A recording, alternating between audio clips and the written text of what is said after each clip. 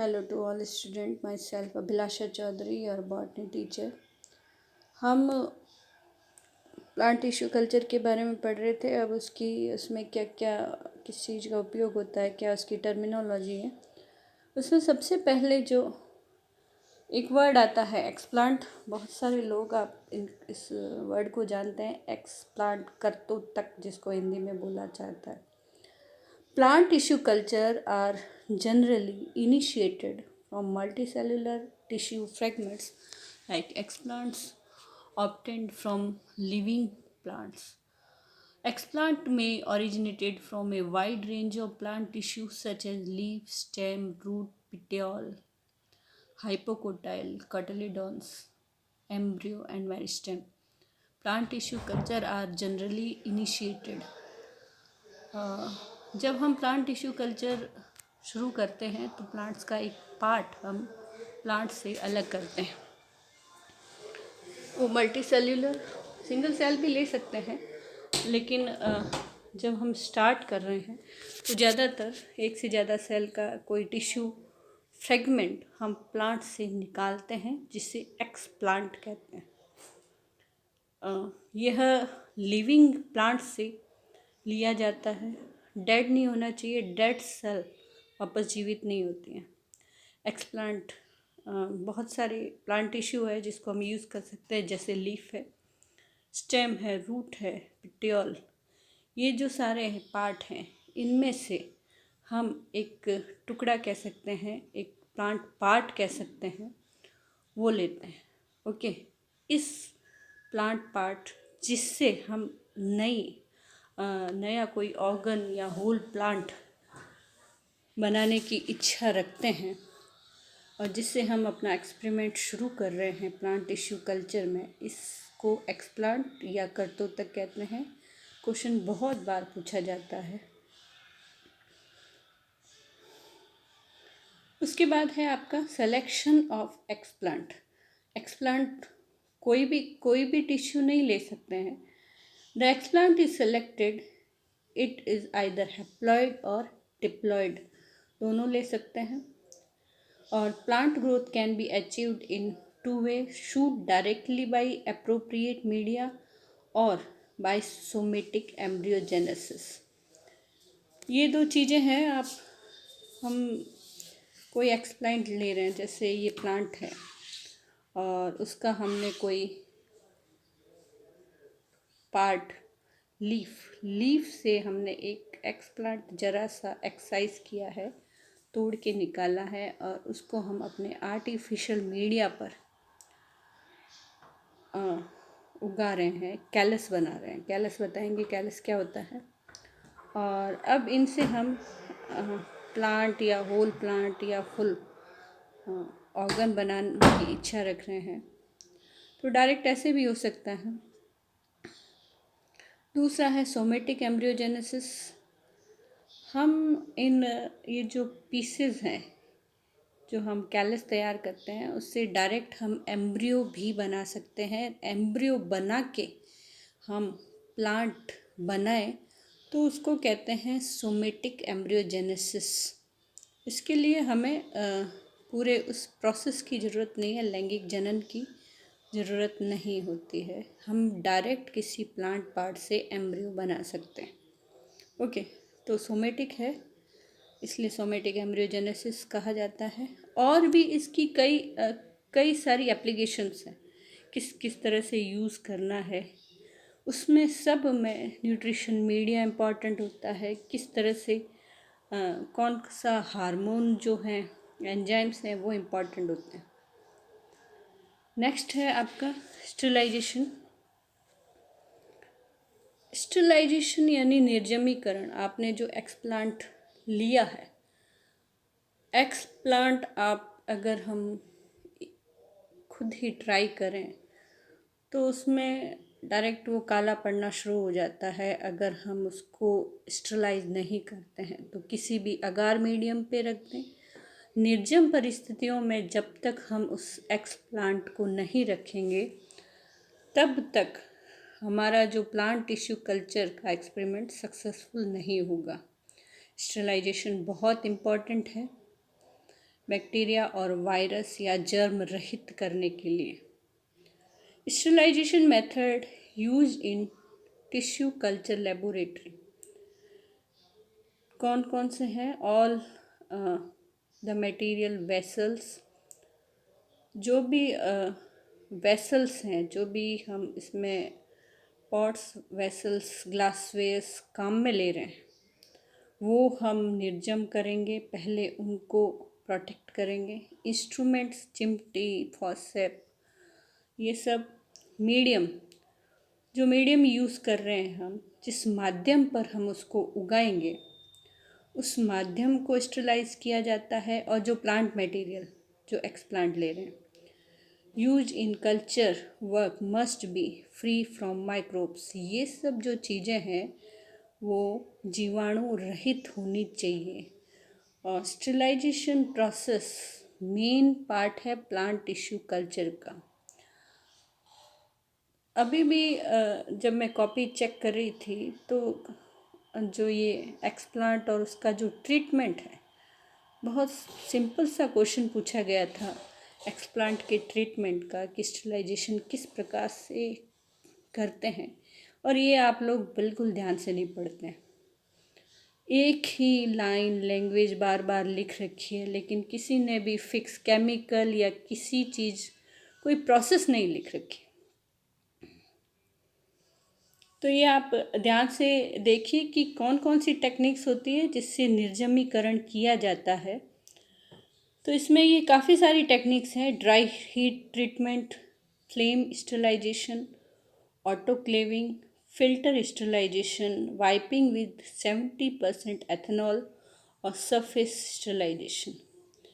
ये इतने सारे ट्रीटमेंट्स हैं। ड्राई हीट का अलग मेथड है, फ्लेम स्टरलाइजेशन, ऑटोक्लेव एक मशीन की तरह होता है, प्रेशर कुकर टाइप। उसमें जो उपकरण रख दिए जाते हैं और वो हाई प्रेशर पर आपके जितने भी बैक्टीरिया वायरस हैं वो मर जाते हैं। फिल्टर स्टरलाइजेशन होता है, 70% अल्कोहल का प्रयोग किया जाता है सभी उपकरणों में। और सरफेस स्टरलाइजेशन, जो एक्सप्लांट का जो ट्रीटमेंट होता है, एक फिक्स प्रोसीजर है सरफेस स्टरलाइजेशन का, और प्रैक्टिकल में ये अनिवार्य रूप से आता है कि सरफेस स्टरलाइजेशन एक्सप्लांट का आप किस प्रकार से करेंगे। फिर हम आते हैं कल्चर मीडिया पर, जो संवर्धन माध्यम हम यूज़ करते हैं। Explant are then usually placed on the surface of a solid culture medium, but are sometimes placed directly into a liquid medium when cell suspension culture are desired. अब ये जो सारे अलग अलग टर्मिनोलॉजी लिख रखी है, सस्पेंशन कल्चर, सॉलिड कल्चर, ये हम पढ़ेंगे इसमें कि क्या होता है। तो सॉलिड यानी जमा हुआ होता है, अगार अगार। और अगर हम निलंबन माध्यम एक होता है जिसमें हम सारे कैलस को बिखेर देते हैं, तो उसमें हम फिर लिक्विड माध्यम का यूज़ करते हैं। तो संवर्धन माध्यम होता है are generally composed of inorganic salts plus a few organic nutrients, vitamins and plant hormones.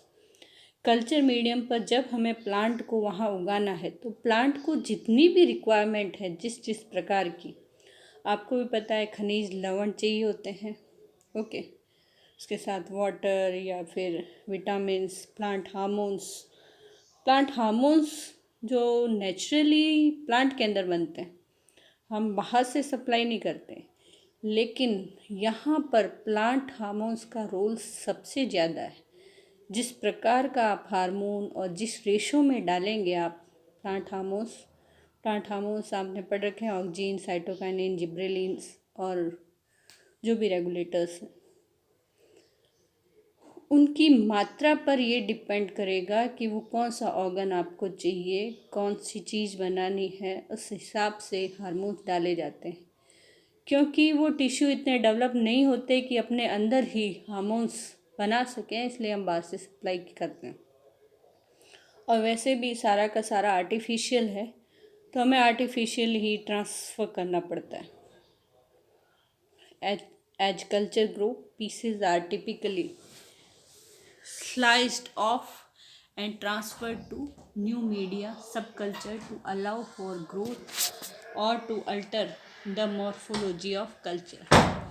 अब एक जो कल्चर है उस पर मान लो जो हमने एक्सप्लांट डाला है वो ग्रो हो रहा है, तो हम उसको अलग बार बार रिप्लेस करते रहते हैं नए मीडिया में, क्योंकि आपको भी पता है कि हम जितना न्यूट्रिएंट डालेंगे बार बार उसमें कमी आती जाती. ओके, तो हम जो उसके पीसेस बने हैं, नया ग्रो हो रहा है, उसको उसका मीडियम चेंज करते हैं, उसको कहते हैं सब कल्चर.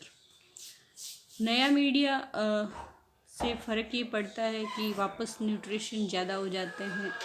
ओके, और वो बेटर रहता है. और हम क्योंकि मेजर टाइप ऑफ मीडिया कौन कौन से मीडिया हैं? वाइट्स मीडियम है, one of the earliest plant tissue culture medium. ये वाइट्स ने बनाया था. एमएस मीडिया, मोराशिग एंड स्कूप, ये ज़्यादातर यूज़ किया जाता है, most widely use. B5 medium, ये गैम्बर्ग ने सेल सस्पेंशन और कैलस कल्चर के लिए दिया था. ये सब आप जब इसको टिश्यू कल्चर को डिटेल से पढ़ेंगे तो क्या होता है कैलस कल्चर और ये सब बताया जाएगा. N6 मीडियम, और ये सीरियल्स एंथर कल्चर के लिए यूज किया. निश्च मीडियम भी होता है जो निश्च ने डेवलप किया. ये सब वैज्ञानिकों के नाम से हैं ज़्यादातर, जिस वैज्ञानिक ने इन मीडियम ने बनाए. ऐसा नहीं है कि एक बार वैज्ञानिक ने मीडियम बना के रख दिए. एक फार्मूला दिया उन्होंने कि ये चीज़ें आपको बना एक मीडियम में डालनी है और उससे फिर ये मीडियम बनाना है. ओके, तो थोड़ा बहुत हेर फेर होता है इनके कंपोनेंट्स में. कोई किसी कंपोनेंट्स को ज़्यादा बताता है, कोई किसी कंपोनेंट को कम बताता है. तो स्टेप्स क्या हैं? Steps in plant tissue culture technique. सबसे पहला तो है सिलेक्शन ऑफ प्लांट. किस प्लांट से हमें एक्सप्लांट निकालना है. उसके बाद है आइसोलेशन ऑफ एक्सप्लांट, एक्सप्लांट को पृथक करना है. स्टरलाइजेशन ऑफ एक्सप्लांट, एक्सप्लांट जो है उसको निर्जमीकृत करना है. फिर है इनोकुलेशन ऑफ एक्सप्लांट, ट्रांसफ़र करना है एक्सप्लांट को मीडियम पर, जिसको कहते हैं इनोकुलेशन. इंक्यूबेशन, एक टाइम ऑफ पीरियड होता है जिसमें हम इंक्यूबेट उनको रखते हैं ग्रोथ चैम्बर्स में. उसके बाद इनिशिएशन ऑफ कैलस. कैलस क्या चीज़ है? जब एक्सप्लांट की कोशिकाएं डिवाइड करती है तो वो एक multicellular group of cell बना लेती है, जिसका कोई विभेदित नहीं होती है. वो एक मेरिस्टेमेटिक टिश्यू टाइप बना लेती है जिसको कैलस कहा जाता है. अब हम इसे कैलस की अलग अलग कोशिकाओं को जब बिखेरते हैं, ओके, और हम उन कोशिकाओं को अलग करके डिफरेंट माध्यम पर ट्रांसफ़र करते हैं, तो उसको कहते हैं सब कल्चर करना. ओके, एक ही एक्सप्लांट लिया था लेकिन बहुत सारी कोशिकाओं को हम अलग अलग ग्रुप ऑफ सेल को तोड़ के हम दूसरे मीडियम पर ट्रांसफ़र करते हैं. इसको सब कल्चर कहते हैं. फिर है रीजनरेशन. अब हमने जो अलग अलग मीडियम पर ट्रांसफ़र किया है उससे हम अपने जो डिजाइड प्लांट बना रहे हैं. हार्डनिंग एक प्रोसेस होता है. ऐसा ज़रूरी नहीं है कि सारे हमने जितने कैलस की सेल बनाई है वो सारी रीजनरेट कर जाएं. कभी सक्सेसफुल होते हैं, कभी नहीं भी होते हैं. तो एक काफ़ी अच्छी लेंथ तक अगर हम पौधा प्राप्त कर देते हैं तो हम हार्डनिंग कहते हैं. और जब एक ये स्थिति आ जाती है कि उस प्लांट को हम ट्रांसफ़र कर लें बाहर ओपन फील्ड में, वो प्लांट हमेशा उस आर्टिफिशियल मीडियम पर नहीं उगेगा। जब प्लांट इस तरह का बन जाता है कि वो बाहर की परिस्थितियों को सहन कर सके, तब हम उसको ग्रीन हाउस और ओपन फील्ड्स में उगा सकते हैं, ट्रांसफ़र कर देते हैं। ओके, ये सब आप इसी प्रोसेस को याद रखिए, एक एक चीज़ को अच्छी तरह से समझने की कोशिश कीजिए। बहुत ये जो पेपर है आपका बायोटेक्नोलॉजी, स्कोरिंग पार्ट है, नंबर नहीं कटते हैं इसमें, लेकिन वही है कि आप हर प्रोसेस को, हर मेथड को अच्छी तरह से याद रखें, तब ये चीज़ अप्लाई होती है कि नंबर नहीं कटते हैं। अगर रामायण की तरह आप लिख देते हैं किसी चीज़ को, तो पढ़ने में भी वो बहुत अनईजी लगता है और कोई प्रोसेस या मेथड भी नहीं दिखाई देता है। Okay, thank you for watching.